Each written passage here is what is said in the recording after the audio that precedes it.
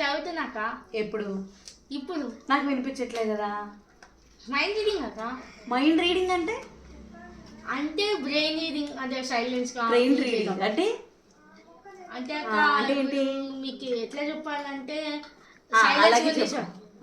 Silence ఉంది చదవాలి. ఎలా ఎలా చెప్పు, నాకు చెప్పులే. అంటే మనం జాయిన్ మీ ఫర్ డిన్నర్ అంటే అక్క ఇప్పుడు మైండ్ రీడింగ్ గా అలా చూస్తూ ఉండి లోపల లోపల చదువుకోవాలి అంతేనా? అంతేకా. గుర్తుండిపోద్దా? బయటకు చదవసల్లా? అవసరం లేదు. అవసరం లేదా? ఎందుకు? కానీ బయటకు చదివితే గుర్తుండిద్ది కదా అక్క. 2 టైప్స్ ఉన్నాయి అక్క.